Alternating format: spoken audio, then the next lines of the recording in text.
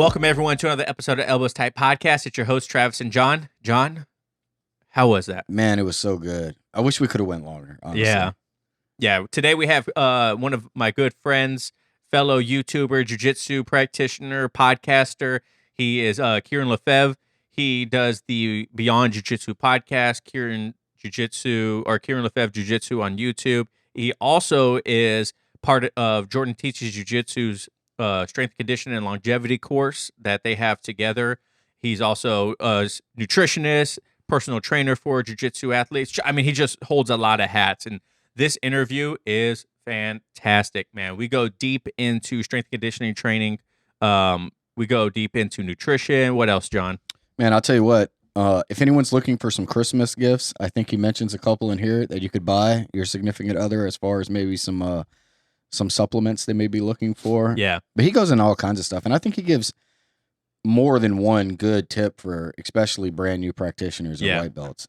Yeah, he's a blue belt, and he recently just started jiu-jitsu. He said 2019 he started jiu-jitsu, yeah, right? 2020, 2019. Yeah, and he's still fresh on it too, and with his background in personal training and stuff like that, it's just perfectly landed straight over to jiu-jitsu and continuing helping people through jiu-jitsu. So it's a great episode. Be sure you guys go follow Kieren. Everything's going to be down in the description below. I don't really have anything else. John? Make sure you got a pen and paper handy so you can jot down some of the great stuff he's putting out. Yeah, it's a great episode. Make sure you guys follow us, Elbows Tight everywhere. Instagram, we hit our 1,000 followers goal, so now we're going to 1,250. Got to get to 1,250 by the end of the year. Follow us on YouTube, all that fancy stuff. So check out our Supercast, elbowstight.supercast.com. And then don't forget to share it with a friend. Give us a 5-star review, all that fancy stuff. So thank you guys so much for listening and watching at home, and we'll catch you later. Peace. Support for Elbows Tight is brought to you by Manscaped, who is the best in men's below-the-waist grooming. Manscaped offers precision-engineered tools for your family jewels. Manscaped recently launched the Ultimate Men's Hygiene Bundle, the Performance Package. Join over 4 million men worldwide who trust Manscaped with this exclusive offer for you. 20% off and free worldwide shipping with the code ETP20 at manscaped.com. If my math is correct, that's about 8 million balls. That's a lot of balls, Johnny. When Manscaped reached out to work with us, I instantly thought, yes, what a deal. I've been using Manscaped products for a while now, and when they mentioned helping out with the podcast, I thought it was a no-brainer. I have the Lawnmower 4.0 now, but I had the Lawnmower 3.0 and absolutely loved it.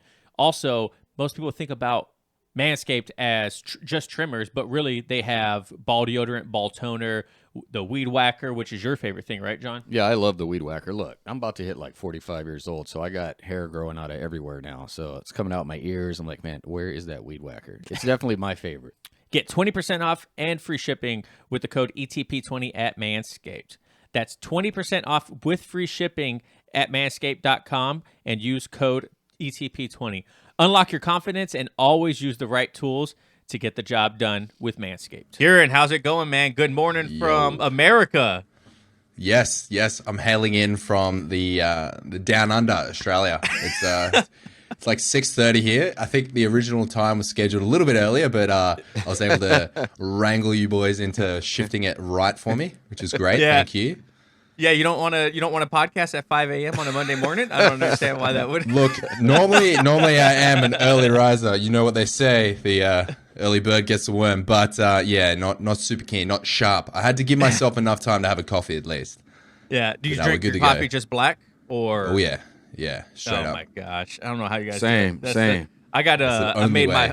my This is shaken espresso with oat milk. So, which Nice. which does absolutely. I'm Damn. pretty sure oat milk is just like a bunch of gum syrups and there's That's maybe a grain of oat in it, but it tastes good. It doesn't mess my stomach up like milk does. So, Yeah, there's like a super lame joke. It's like, what's the worst thing about drinking almond milk? Having to get up early in the morning to milk the almonds. It's like, Oh, for sure.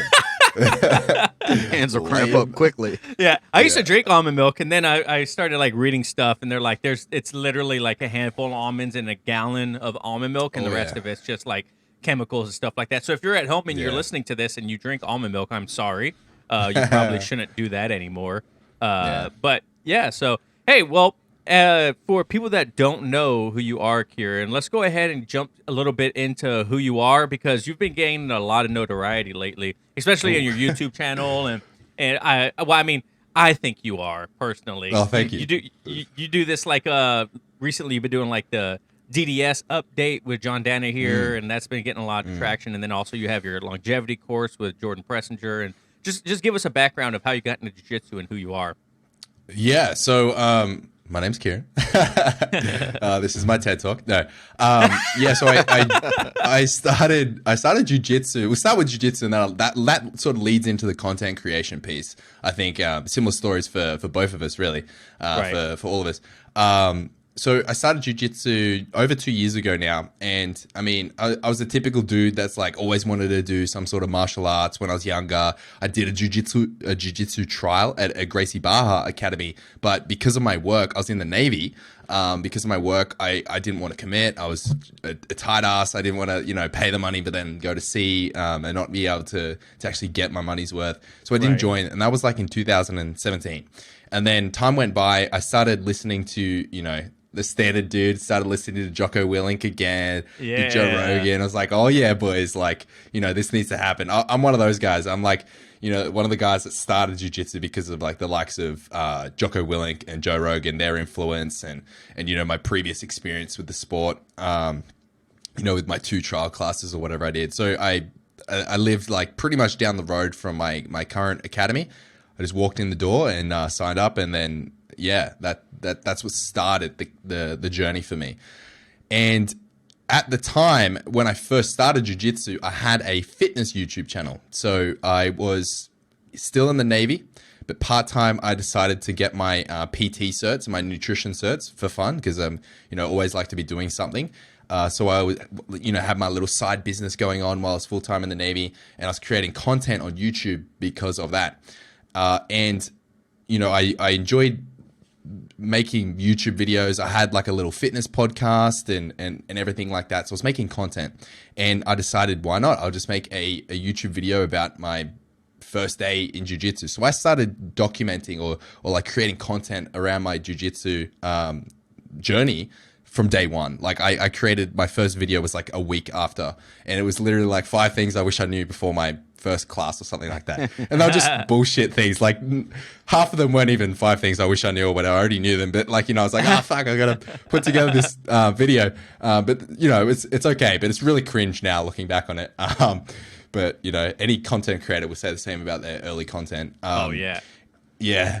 So I just started creating content, and then slowly over time, I really enjoyed that more than like the standard fitness content. And the fitness content creation space is so saturated. Like unless you got a lot of Asahi and Jesus in you, like, or you have like a specific unique twist about you, it's really hard to get any notice in that space. But that's not the whole reason why I changed to jiu-jitsu soul content. But like, I just enjoyed the jiu-jitsu way more. I like fell in love with jiu-jitsu, got the bug, as they say, really got bit by the jiu-jitsu bug, and just went all in that sort of content space.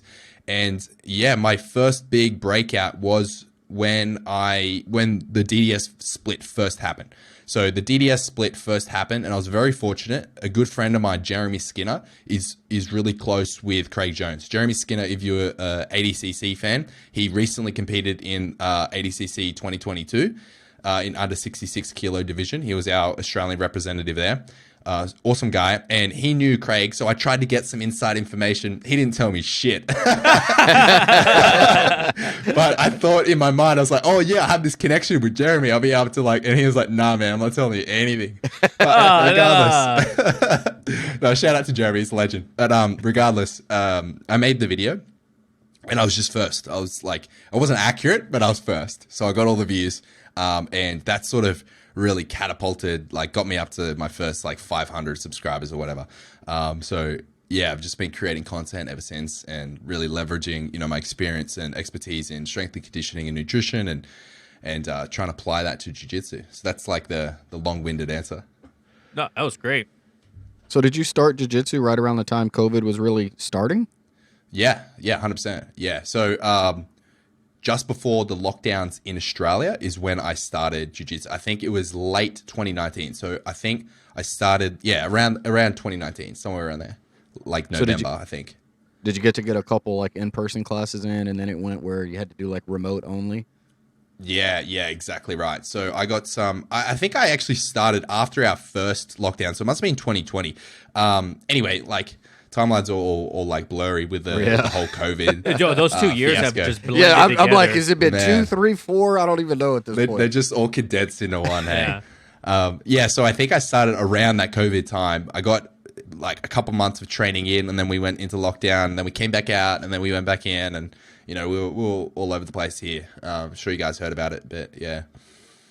So what made you want to start the trial class? Did you watch UFC and you're like, well, I'm big and strong and in shape. I can do this stuff. And like, what was that idea behind actually starting? It was actually when I was in the Navy. When I did the trial, I was still under training technically, because my training period in the Navy was 3 years. This was a long time. And a guy that I joined with in the same intake, his name's Dwayne. He was an ex Muay Thai fighter, and he had a fair amount of like jiu-jitsu background. Maybe like, experienced white belt, maybe a blue belt. It's really hard to tell, looking back. But I think it may be around like early blue belt level, but an absolute athlete. And we used to do what we call mess rumbles, and just like, dudes will be dudes. We just wrestled, basically, like screwed around. And he would towel us up, absolutely wreck us. He could take like 2 on at once, or like, 3 of the smaller guys at once. He would just manhandle us. And that really highlighted to me, hang on a minute, I don't know shit. Like, I'm a fit guy. I have that fit guy mentality. Like, I'll just see red and bodies will just drop around me. That whole like, I can hold my own, but with no substance behind it. Just thinking, I've got this. But nah, man, I don't got this. So that really highlighted a problem to me. And I was like, oh shit, and as a young guy, I was like going out and everything like that, and putting myself in positions where maybe I would need it one day. Thankfully, I never did. But I was like, okay, so I need to sort this out. And it was, always sort of just festering in the back of my mind, like, I need to get onto this because it's something that I want to do for self-defense, and, it's cool and everything. And then I got to a point in my life where it's like, it's time, let's go. Yeah. How long did you feel like the self-defense portion of your training like was complete? You know what I mean? Like now are you more into jiu-jitsu versus jiu-jitsu training, or are you still kind of in that I'm trying to get a little bit more self-defense? No, I'm all about jiu-jitsu as like the sport now. I think the self-defense thing sort of like that box got checked, if you will, within the first couple of months. I was like, yep, sweet. Yeah. Now, same. like, I love jiu-jitsu. I competed in my first 3 months in jiu-jitsu. I was like, I want to compete. I was just like frothing. I just wanted to get after it, so to speak. And I've been competing ever since. Not that I want to be a competitor I still want to give it a red hot crack, but I mean, with people like the Rotolo brothers, like, being the world number one and in their weight division at like 19 or whatever, I'm like, oh shit, I'm a bit old for this game. But I'm still like really interested in jiu-jitsu for jiu-jitsu's sake. So what was your first competition like? Yeah, so that was an interesting experience. I was nervous as hell. Like, I had no idea what to expect. I'd done the whole like, oh, what's my game plan? I'm gonna do this, and then he's gonna do that. And I was talking to my coach, like trying to get him to psych me up. I was like calling him on the way there, like freaking out, like real nervous. And fortunately, a mate of mine who's my business partner in my videography business, he came along with me. Thank God he was there, because like, a bit of a support network. No one else from my team was there, because it was like some random competition an hour away. So he came to film it. Because got to get that content. That's right, baby. And, so he came to film, and I was late because I couldn't find a park. I was all over the place. I had to like jump the line and quickly weigh in. The guys are like, "You're on now." They're calling my name over the PA. I'm freaking out. I forgot my mouth guard, and just all this shit went down, like standard ops for white belt comp. And so I just go out in the mats, and everything went out the window. I was just grabbing onto him like, fuck, what do I do? But it was great. So I was able to, it was a pretty small division. I went through my first 3 fights in gi, and then I got to the finals and I got choked out. I think it was a ninja choke from memory. You can see it on YouTube. And I didn't tap. I just fucking went out. I was like, nah, Valhalla, baby. But it was so dumb. It was so dumb, man. You can see my leg twitching and shit. It was great. Oh, man. Yeah. So that was the gi. And then I went and did no gi. And I ended up winning that. I was able to win that in the finals. So, yeah, it was pretty good for the first comp. And it sounds like you went into this already in good shape, right? Like you already had good cardio, good strength. Like, yeah, so that yeah. had to So, help. it helps so much. It helps so much. Even with weight divisions, like even though you're separated by age, you're separated by belt, and you're separated by weight, there's still physical attributes within those categories still play a huge role. So, I mean, I competed my first time at the under 88 kilo division in gi, and I weighed in like 81, so I could have easily cut to the weight class below, but I felt heavy compared to my opponents. I felt like I was strong, and that strength means a world of difference, particularly when there's low skill at white belt. Like strength can be the catalyst that helps you win, even if your opponent is technically superior. Yeah, John's competed before, and that was the big thing that he said was, being against people his age and size and was a big game changer. I mean, it's nice, because, when you're in class, you're just going up against anyone and everyone. So it's kind of nice to compete and go up against somebody that's your group, your size. It was nice. Yeah, definitely. So Yeah. when did you get into the strength and conditioning part of your fitness journey? Was that in the Navy also, or was it before the Navy? No, it was well before. So I was pretty much, I started lifting weights in my last year of high school, and the first year outside of high school, I just went full gym rat, gym junkie mode. Like everything had to be protein and everything was a dumbbell, So I just went hard in the paint, just went for it. And yeah, so I was an amateur bodybuilder whilst I was in the Navy, like early days of the Navy. I was an amateur bodybuilder again for fun. I got my PT certs and nutrition certs, as I mentioned. So I was into fitness well before jiu-jitsu, like maybe close to 10 years, about 8 years of consistent, fitness and all that piece before. Yeah, and I was luckily for me, I was even into I really started nerding out a couple of years before I joined jiu-jitsu. I started nerding out on mobility as well, so that really helped a lot too. So I had that pretty good couplet of the strength and the mobility, which lends itself brilliantly to jiu-jitsu. So I was just right place, right time, right interests, I suppose. So now do you do physical training or personal training for people now for jiu-jitsu and stuff like that? Yeah, exactly. So I was coaching people like amateur bodybuilders, but yeah, that's pretty much full. My client base now is just full jiu-jitsu athletes or even jiu-jitsu hobbyists. That's my focus because when you're in the fitness industry, I think you generally find yourself naturally guiding towards a specific niche anyway, and this one just makes the most sense because me compared to just a run-of-the-mill off the street PT that you find at every sort of gym, the difference between us is I understand jiu-jitsu, and therefore I can lend myself to coaching jiu-jitsu people more effectively than someone that has never trained, which makes sense. Yeah, recently I feel there has been way more people coming into the jiu-jitsu space for personal training. Just a couple of years ago when we first started, there was none that was jiu-jitsu specific and to the open market. You know what I mean? There was people like Chad Wesley Smith who was doing training for jiu-jitsu athletes, but it was nothing but typically the higher high level competitors and stuff like that. And now he's opened it up to anyone can do it. And Chewy came out with his thing a while ago and stuff like that. Yeah. What is the biggest difference that you see in just general fitness and then strength and conditioning for, let's say, a sport like jiu-jitsu? I think the biggest difference, I would say, just off the bat for most people, like we can talk about nuances, we can talk about exercise selection and intensity and everything like that, but just for the everyday run-of-the-mill person, I think it's a mentality thing. And this is because a lot of information that you'll find, unless you look for jiu-jitsu specific information, is talking about going to the gym, lifting weights to get fit. But a jiu-jitsu guy is not going to the gym to lift weights to get fit necessarily. They're not going to the gym to lift weights for aesthetics or anything like that. They're going to support their sport. They're lifting weights to support their jiu-jitsu.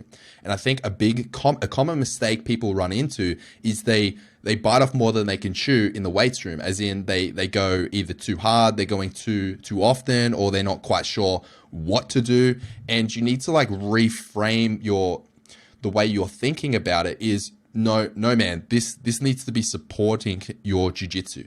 You're lifting, you're doing these exercises directly to support jiu-jitsu.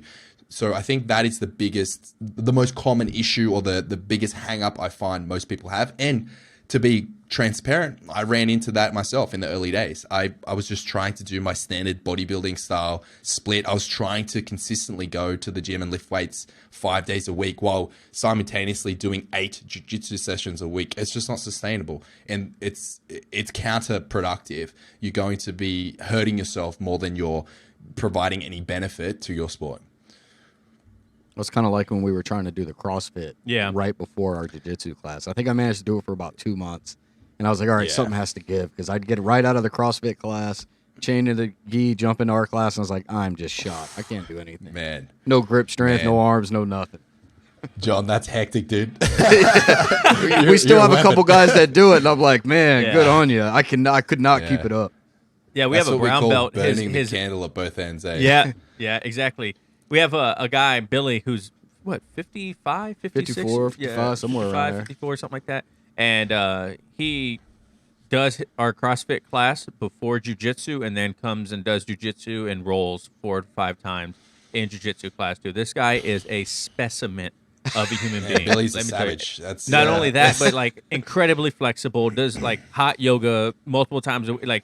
You're like, you know what? I hope I'm like a 10th of that man when I get to his age. You know what I mean? Man, chill. You make us look bad. Yeah, for sure.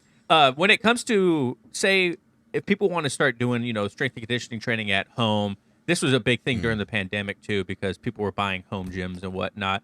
Yeah. But if you could give a person, let's just say, one piece of gym equipment to general fitness for jiu-jitsu, what would it be and why? Now, my answer to this is actually would surprise my previous self pre-jiu-jitsu, and it's going to be a kettlebell, or some form of kettlebells. I was one of those dudes. I think I painted the picture pretty accurately, like a amateur bodybuilder, gym rat, protein was everything. Kettlebells were okay, that's for the other people. But yeah, the utility that you can get out of one kettlebell is incredible. I mean, yeah, if you prefer, you could replace that with a dumbbell or a set of dumbbells, but I mean, there's just so much you can do with just such little equipment. You can really burn yourself out with a kettlebell, and it doesn't have to be that heavy. You can work with 12 kilos or 20 pounds or so, and you can get a sick workout with just a 20-pound kettlebell. So what would be some workouts that people can do to help with their jiu-jitsu? Let's say body weight with the kettlebell, or just straight kettlebell. What is it's a very, give a very basic workout that might benefit someone. Yeah, so I like to work with push-pull.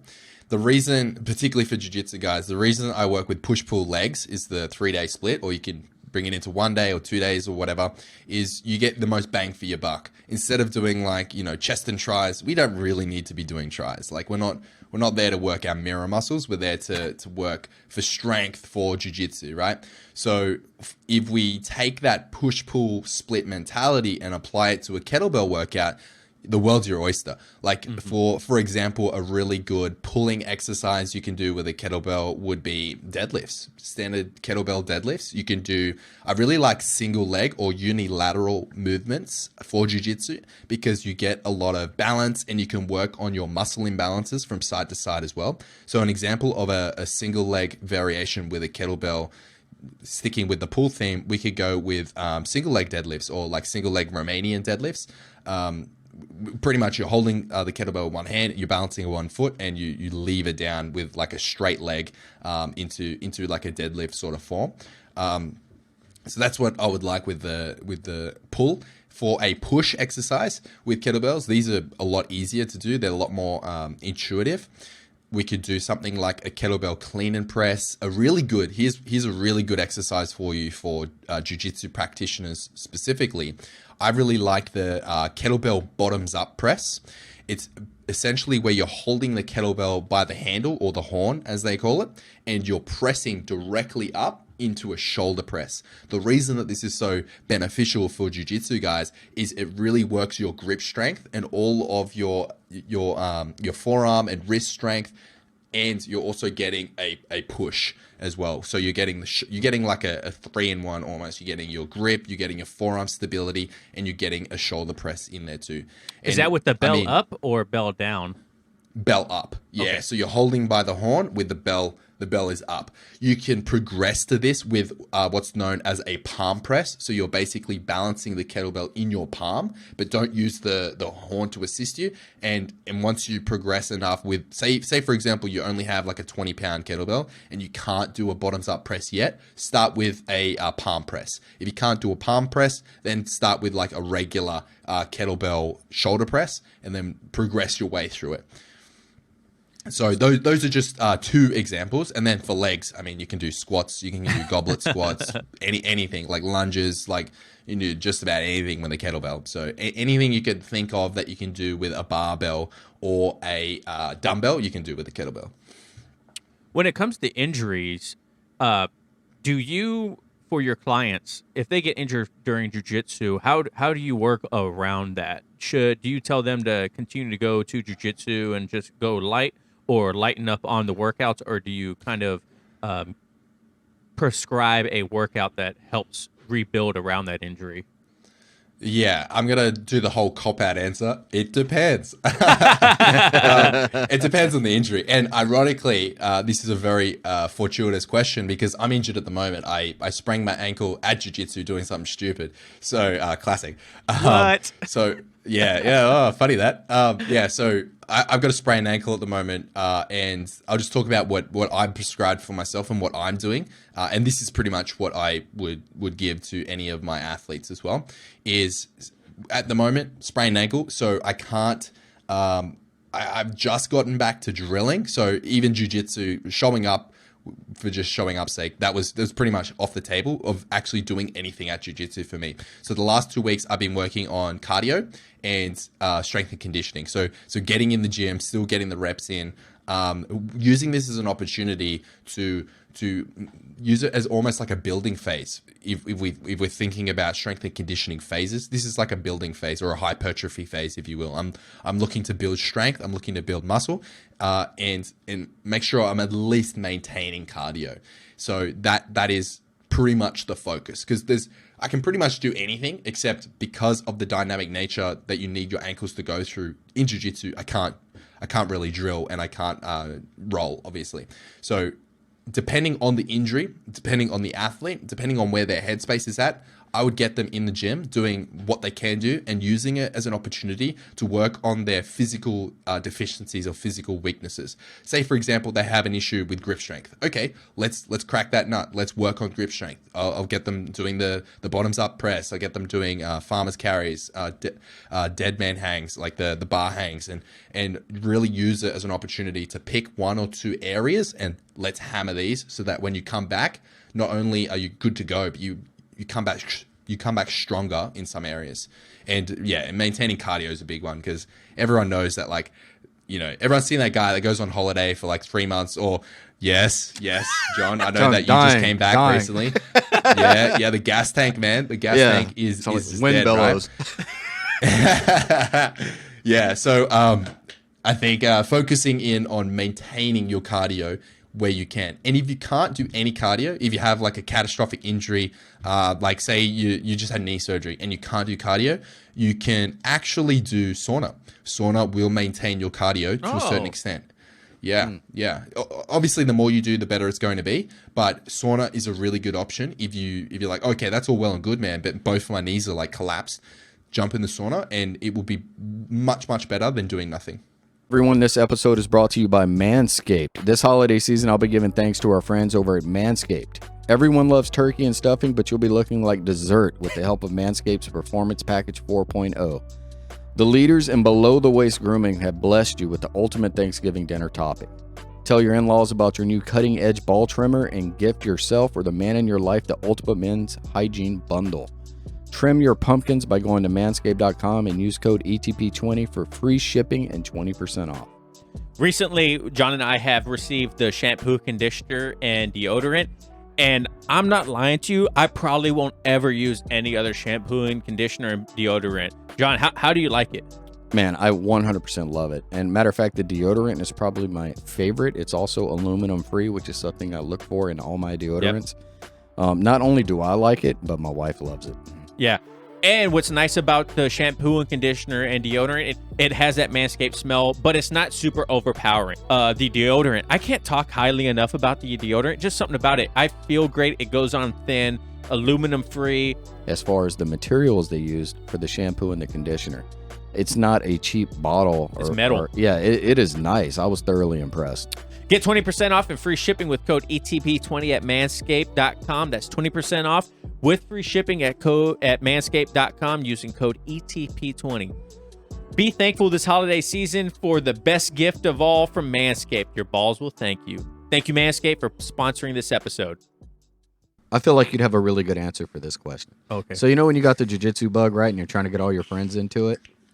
Yeah. What do you tell them when they go, I want to get into it, but I want to get in shape first? Oh, that's a great question. Now this, yeah, funny that. John, my opinion when I first started jiu-jitsu was wrong. And I have a video on this exact question, and my opinion on that video, I'm going to do an update to it. So basically, my opinion used to be, man, you got to get fit to do jiu-jitsu. You got to I used like a weird military analogy as well. I was like, in the military, we've got a saying, it's get fit to fight, don't fight to get fit, or something like that. And man, I look at it now and I'm like, bro, you got no fucking idea what you're talking about. Like, you're an asshole. Like dude. Yeah, I got to do an update to that. I'm going to write that down after this. Yeah. So basically, my opinion used to be you got to get fit to do jiu-jitsu, but now I realize that is just narrow-minded. It's silly. I see jiu-jitsu not only as a way of life, but a sport, a fitness modality, and I congratulate people that walk into the gym and like, hey, I've chosen this as my avenue to get fit. I think that is absolutely awesome.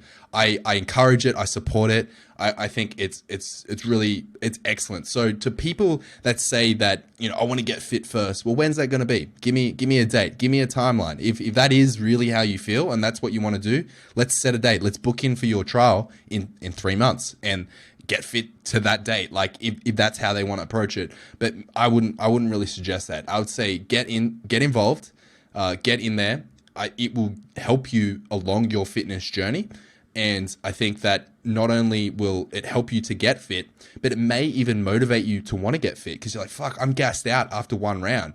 I need to sort this out. So it can work as the opposite, if you know what I mean. So that's my new, updated, and more considered approach in response to that question. Yeah. It's something that Chad Wesley Smith said is you can do all the strength and conditioning that you want, but nothing replaces an athlete's sport. There's sport-specific athleticism that just can't be replaced. No matter how fit you get, right? You need to do your sport in order to get better at the sport. Like you mentioned, if you gas out after an hour or after one roll, like you should probably roll more, or maybe you should start doing something outside of jiu-jitsu to help build that jiu-jitsu cardio. But like I always mention, I was in great shape when we first started, And I was like the strongest I ever been. I had like 6-pack Travis, you know what I'm saying, ripped. First class, I was like, I would freaking die. You know what I mean? Like 3 minutes in, a one-stripe white belt that has been training for 6 months, that's like half my size, was just whooping my tail. Like, it doesn't matter how fit you are. There's still the magic of jiu-jitsu is always going to be more superior than any amount of fitness that you have, in my opinion. Yeah, I totally agree, and it's even backed by science. You guys may have heard of this probably, but just for the listeners, is a concept known as the SAID principle, or the specific adaptation to imposed demands, SAID, and that talks volumes here. So basically, the principle is that the more you do something, the better you're going to get, because your body specifically adapts to whatever demands you're imposing, and in this case, it's jiu-jitsu. Not to say that conditioning can't help. Like hit training or even improving your cardio base is always going to help, but I agree. And again, this is another one of those mindset pieces that I sometimes have to help people with. If you're only training jiu-jitsu, 2 or 3 times a week, and that's the maximum that you can get to jiu-jitsu, that's fine. But if then you're having a conversation with yourself, hey, I want to get into the gym as well, should I eliminate one of those jiu-jitsu sessions? I'd be like, no, man, you shouldn't. Like, the whole point is to train jiu-jitsu. The whole point of you being a jiu-jitsu enthusiast, a hobbyist, a jiu-jitsu player, is to get on the mats and roll. And that's what, at the end of the day, that's what we all want to do. That's the most fun. So I wouldn't eliminate a jiu-jitsu session for a strength and conditioning session if already you're limited in the jiu-jitsu realm, if you will. Like, once you get up to like 4+ sessions, then we can have a conversation and figure out, your schedule. But if you can only train twice a week, don't eliminate one just to lift some weights because you think that you need to. So let's go switch gears a little bit into some of the nutrition behind jiu-jitsu. There's a lot of things out there like keto, low carb, raw, carnivore, or whatever. What do you recommend for your clients in the nutrition aspect for jiu-jitsu? Yeah, so I'm an ISSN sports nutrition specialist. So all my recommendations come from the ISSN, and they've done a lot of compiling of research, and their own research, but compiling of research studies when it comes to sports. So depending on what sport you're into depends on your nutrition, the most optimal nutritional modality. And I even had a comment on one of my nutrition videos like, this is all marketing, it's all bullshit. Like, there is no such thing as jiu-jitsu nutrition, there's just nutrition. It's like, well, yeah, you're right in a way, but you're also very, very wrong. And the way that you're wrong is that depending on your sport depends on how you're going to fuel your body. You're not going to expect that an endurance athlete is going to be having the same nutrition plan as a strongman. And not only like in terms of the calories, but the macronutrient makeup, the food, the timing, everything, it can be completely different. Like, you could have 2 athletes with a similar nutrition modality in different sports, but the chances are they're similar sports, right? So in terms of jiu-jitsu, it's a very unique one, because on one hand, we have the requirement of almost like an endurance sport, because there's a lot of cardio endurance. And on the other hand, we have the requirement of strength and explosiveness, because there's a lot of strength and explosiveness. So MMA and jiu-jitsu, they fall in similar categories of combat sports, and they're very dynamic between the two. So the recommendation there is to have carbohydrates, is to predominantly have your nutrition plan made up of carbohydrates with sufficient amount of protein and sufficient amount of fats as well. The carbohydrate makeup is going to be in the neighborhood of 50 to 70% of your total calorie intake. And then we can talk about like how much protein to take in and fats as well. But we start with carbohydrates, essentially. Well, not start with carbohydrates, but that's like the main driver behind the nutrition plan, if you will.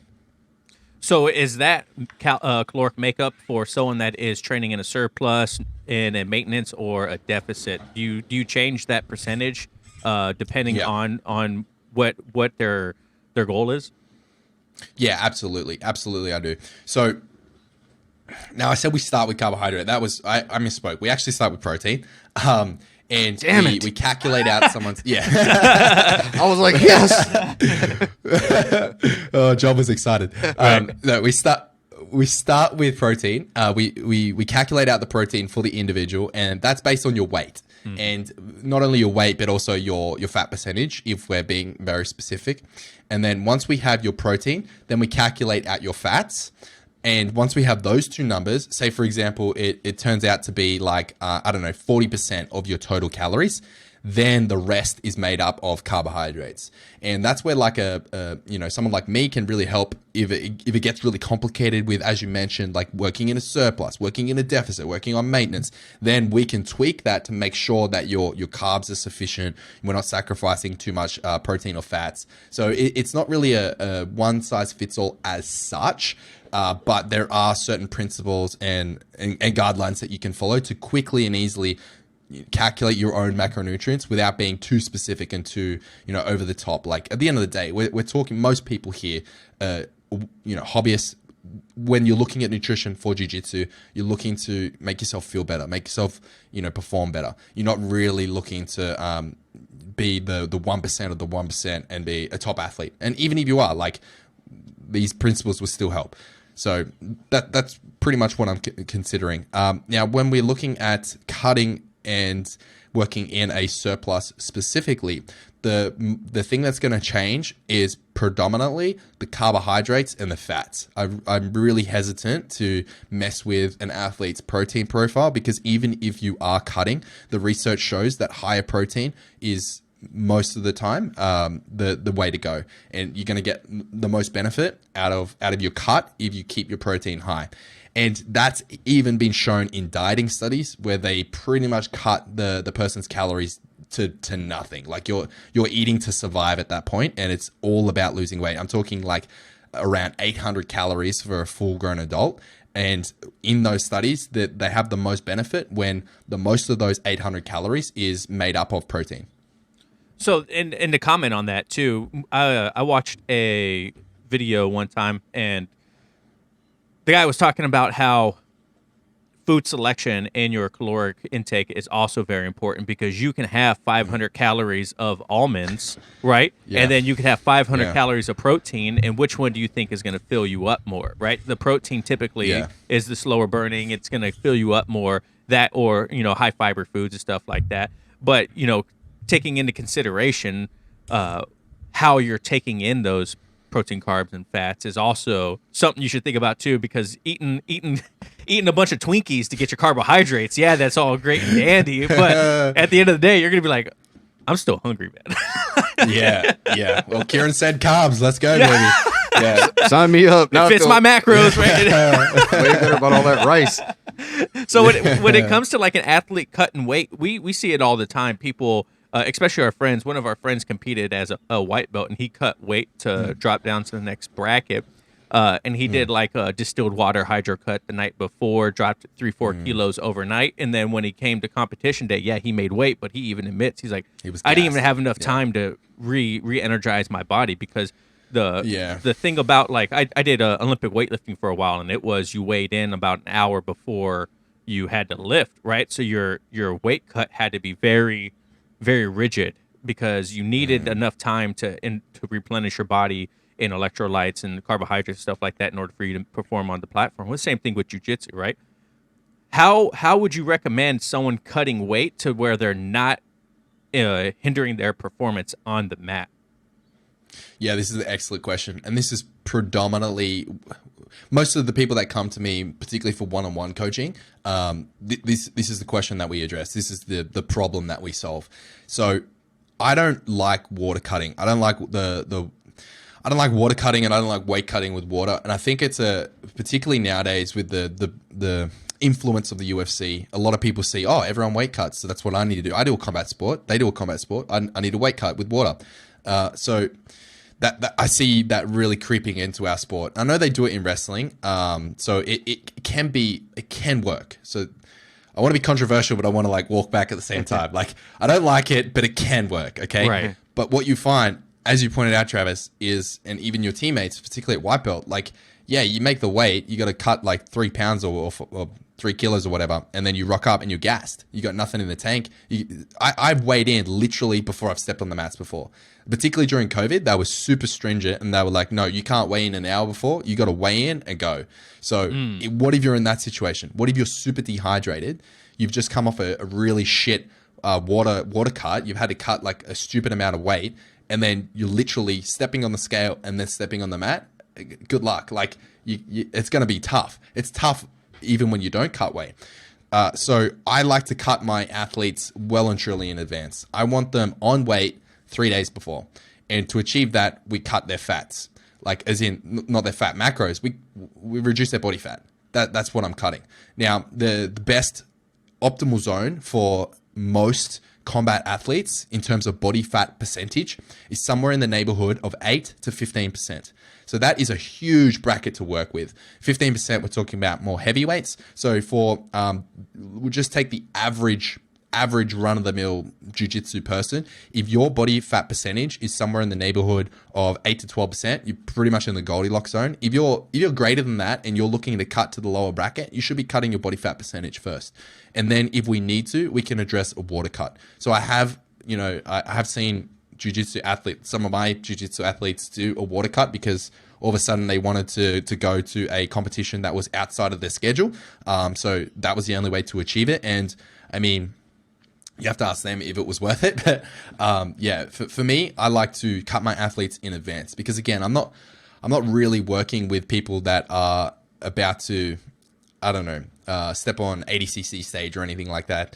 Well, technically the ADCC trials, but still, like, I don't know. I get really funny about water cuts in jiu-jitsu. I think there's better ways to do it. Like there's just better ways to do it. When I watched our friends do that, because they all did, and it seems like a common trend when I watch people that are going to compete, they always pick the lower weight class. That's where they want to be. So when I saw that, I was like, well, I'm just going to pick the higher weight class. Then I didn't have to cut anything, and I felt like it was way less stress. But I don't know. It seems like everyone goes under instead of higher. Interesting. Yeah.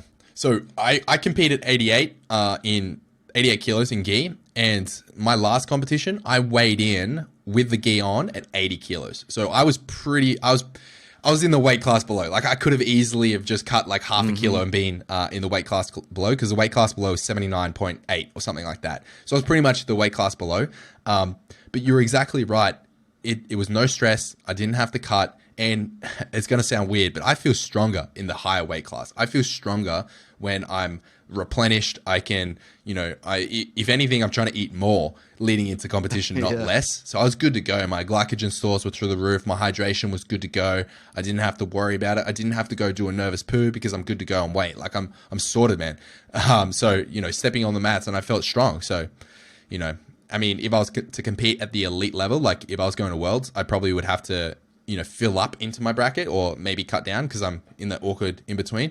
But yeah, particularly if you're a white belt, go the weight above. Like it's not going to matter. It really, really isn't going to matter. Like particularly if you are doing your strength and conditioning, everyone's going to feel light to you. It's not going to be the end of the world.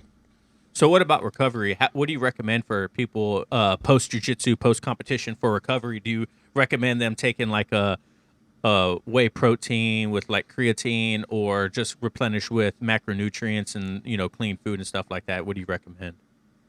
So we touched on a couple of things. I'll answer your main question and then I want to circle back to the supplements because I think that's important as well. So in terms of like you just finished your first comp, it was a full day. You did maybe like 5 or 6 different matches or whatever, and you're feeling pretty gassed. I would be focusing in on restoring your glycogen stores. So you've just burnt yourself out. Think about like someone that's just run a marathon. Like you're going to feel absolutely gassed. You're going to have no energy in the tank. It's the same with jiu-jitsu. So we need to get your carbohydrates in. So I'd pretty much your first meal, like you can go eat whatever you want, even like go have burgers or your cheat meal. But if you're doing things like, by the book, I would say I would want to replenish you with some simple carbohydrates. The form of simple carbohydrates, it could be liquid calories is really good. So just to get that initial, calorie dump, if you will. So a combination between simple carbs and protein would be good to go. You throw some electrolytes in there as well to restore your hydrogen status. And then I'd want a substantial meal with more complex carbohydrates. So like I don't know, you can have pretty much anything, but complex carbohydrates are things like starches, like rice, potatoes, even like vegetables, yams, things like that. I would want to get in a full complete meal. So we're looking at carbohydrates, proteins, and fats. But the initial like carb replenishment is the goal for recovery, and to couple that with some protein, and you're good to go. So what about the supplements? Yeah, so you mentioned creatine. I actually recommend creatine. The only supplement that I like officially recommend is creatine. And I think the research on creatine is just, it's undeniable. It is the most well-researched supplement on the market, hands down, by far. And in terms of sport, it's even more well-researched. There is so much backing behind creatine that there's a very small subset of the population that are known as creatine non-responders, as in they're not going to respond to creatine. And for some reason, that subset of group of people, that mindset has filtered into the general population. So people think that, most people are creatine non-responders, or that it doesn't work, or it's like a waste of money. Or I've heard things like it causes kidney problems, or all sorts of crazy shit. Like, none of that is true. Creatine is super safe. It's even safe for children. That's not an official recommendation. I'm just saying. So yeah, I recommend creatine for jiu-jitsu athletes. How do you take creatine, you ask? I would take it 5 grams a day is fine for most people. Pretty much have it wherever you can get it. Just make it consistent. But if you really want to nerd out, I think the best way that it's absorbed is in warm water with carbohydrates. If you really like, but we're talking about the 1%ers here. It doesn't really matter. So does it matter what kind of creatine? Because there's different kinds out there. Is it creatine monohydrate, or what type of creatine? Yeah, there's so many different types of creatine. There's like monohydrate, micronized creatine, there's creatine esters, like the list goes on. Monohydrate is good to go. It is the one that has been researched. All the other types of creatine have very, very little research in comparison to monohydrate. We're talking hundreds and hundreds of studies here. All the other types of creatine that you see, you'll also notice that they're more expensive. The reason for that is it's marketing. So you don't need to worry about creatine, micronized creatine or whatever, or even creatine esters. None of them are going to be worth the money, so to speak. So creatine is so cheap. Just go with creatine monohydrate. My personal preference in creatine monohydrate is a type of creatine monohydrate known as CreaPure. It's CreaPure, CreaPure, and it's made out of Germany, and it's the purest creatine in the world. But it's still cheap. It's great. It's just what I go with. So yeah, and it's so many different brands sell CreaPure. So CreaPure isn't like the brand that sells it. It's the type of creatine in the different brands. So what about protein powder supplement? Because there's a bunch of different out there. Does it really matter? Because we've always heard you don't want to do creatine concentrate or a protein concentrate. You want to, or whey concentrate. You want to do hydrolyzed whey isolate, or you want to do whey isolate, or is there really any difference between them, or is it just the fact that you're doing it that matters? Look, there is a difference. And I see where the people that are giving you this advice are coming from. So there's so much different types of creatine, but we'll break it down into 4 main categories for protein.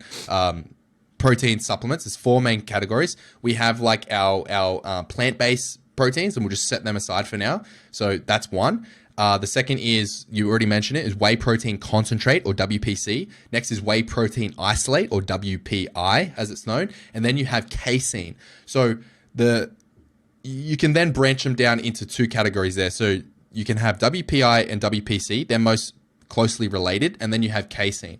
There is a big difference between casein and the whey variants, because casein is made up of, so the way they make protein powders is from a byproduct of dairy products, a byproduct of milk. 60% of the byproduct of when you produce milk is a protein known as casein. So that's a protein molecule. And then 40% is from the protein molecule whey. It's a different type of molecule. Whey is less complex in its structure than casein. That's why casein is known as the slow release protein, because it's a more complex molecule. It takes longer for your body to digest and break down with your digestive enzymes. So that is why that protein gets the term slow release.